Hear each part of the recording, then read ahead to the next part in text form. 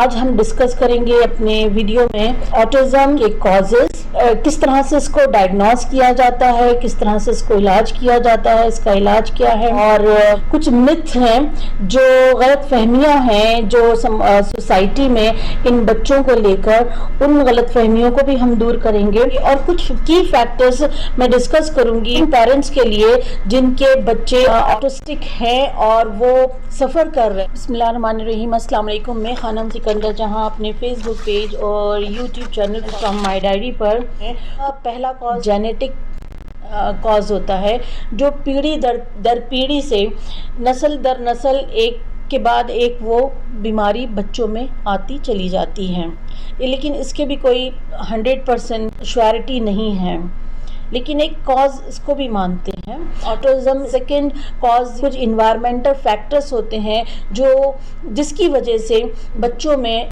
Autism آ جاتا ہے۔ اگر پریگننسی کے وقت روبیلا وائرس کا انفیکشن ہو گیا ہے تو ایسا مانا جاتا ہے کہ بچوں میں اس کے اثرات نظر آتے ہیں اور جو آٹزم کی شکل اختیار کر لیتے ہیں۔ اس کا تھرڈ کاز مانا جاتا ہے ٹاکسنز۔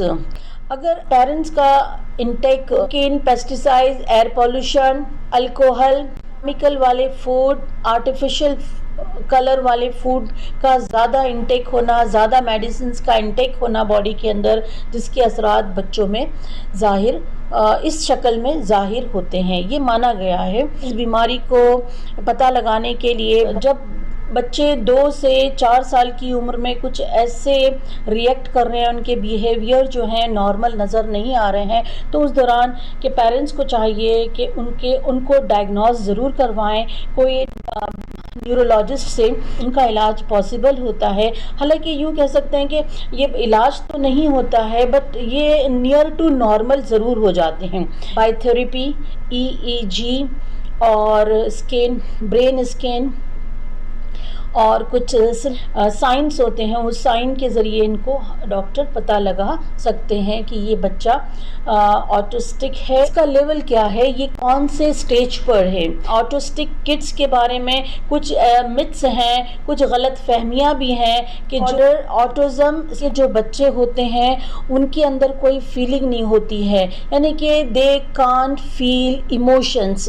یہ بات بالکل غلط ہے، وہ روتے بھی ہیں، وہ ہنستے بھی ہیں، اور وہ خوشی کا اظہار بھی کرتے ہیں، دکھ کا اظہار بھی کرتے ہیں، ان کو درد بھی ہوتا ہے، اور وہ جس سے جب اٹیچ زیادہ ہو جاتے ہیں تو اس کی غیر موجودگی کو مس بھی کرتے ہیں۔ یہ میرا اپنا پرسنل ایکسپیرینس ہے۔ دوسری مت اور دوسری جو غلط فہمی ہے کہ آٹزم کے بچے وائلنٹ ہوتے ہیں، جھگڑا فساد، لڑائی، چیخ پکار، مار پیٹ کرنے لگتے ہیں، یہ بالکل غلط ہے۔ آٹزم بچوں کے بارے میں جو تیسری غلط فہمی ہے وہ یہ مانی جاتی ہے کہ یہ جو بچے ہوتے ہیں اسٹوپڈ، لیزی، ڈس اوبیڈینٹ ٹائپ کا بچہ ہوتا ہے، یہ بالکل غلط فہمی ہے۔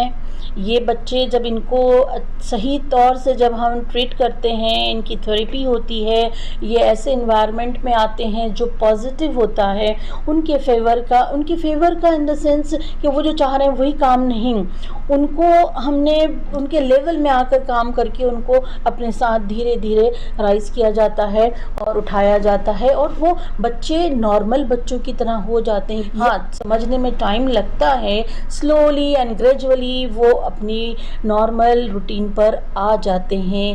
دس از مائی پرسنل ایکسپیرینس۔ آٹزم کے بارے میں چوتھی غلط فہمی یا چوتھی مت جو ہے وہ یہ مانی جاتی ہے کہ ان بچوں میں ایکسیپشنل ٹیلنٹ ہوتا ہے، یہ چوتھی مت ہے، چوتھی غلط فہمی ہوتی ہے کہ یہ بچے جو ہوتے ہیں ان کے پاس بالکل ٹیلنٹ نام کی چیز نہیں ہوتی، بلکہ کچھ تو ایسے بچے ہوتے ہیں اپنا ایسا ٹیلنٹ ایسی فیلڈ میں دکھایا ہے کہ وہ جو ان کا انٹرسٹ ہے اس فیلڈ میں انہوں نے جو ٹیلنٹ دکھایا ہے جس کو بڑے بڑے نام بھی ملے ہیں۔ کہا جاتا ہے کہ البرٹ آئنسٹائن سائنٹسٹ جو تھا وہ بھی آٹسٹک چائلڈ تھا۔ اب یہ ایک مثال سامنے ہے، آٹسٹک جو بچے ہوتے ہیں وہ ایکسیپشنل ٹیلنٹ رکھتے ہیں، یہ کیسے مان لیا جائے؟ میں بات کروں گی کچھ کی فیکٹرز کی جو اللہ تعالیٰ نے جن کو اس قسم کے بچے عطا کیے ہیں، وہ بھی اللہ کی مرضی ہوتی ہے، ان کو ہم نے سماج کا ایک حصہ جاننا چاہیے اور ان کو سماج سے الگ نہیں رکھنا چاہیے. پہلے تو آپ پیرنٹس نے یہ بات اپنے اندر یقین دلا لیں کہ آپ کا بچہ اگر ڈائگنوس ہو گیا ہے آٹزم سے گزر رہا ہے. دوسرا یہ ہے کہ آپ بلیو کریں کہ آپ کا بچہ آٹسٹک ہے. کچھ پیرنٹس بلیو نہیں کرتے ہیں, ڈاکٹر نے بتا دیا ہے, ڈائگنوس کر دیا ہے ڈاکٹر نے کہ آپ کا بچہ اور آٹزم بچہ ہے, تو کچھ پیرنٹس اس بات کو ایگری نہیں ہوتے ہیں.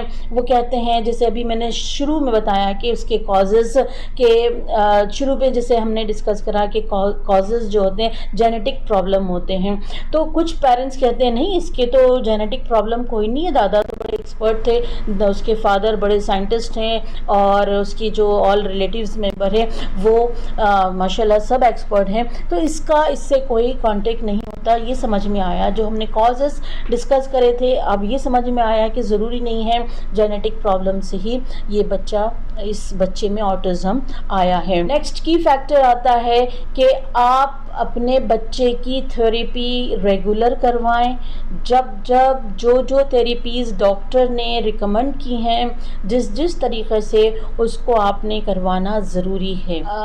کی فیکٹر یہ ہے کہ آپ کو تھراپسٹ کے اوپر بلیو کرنا ہے, بھروسہ کرنا ہے کہ جو تھراپسٹ اس کو تھراپی دے رہے ہیں وہ اس بچے کی ضرورت ہے اور وہی پرفیکشن لانے کا ایک ذریعہ ہے. اور نیکسٹ کی فیکٹر یہ ہے کہ اس بیماری کو ریکور ہونے میں ٹائم لگتا ہے, تو so you have to keep patient. اللہ تعالیٰ نیکسٹ ویڈیو میں ڈسکس کروں گی کہ ان آٹزم بچوں کی تھراپی کس طرح سے کی جاتی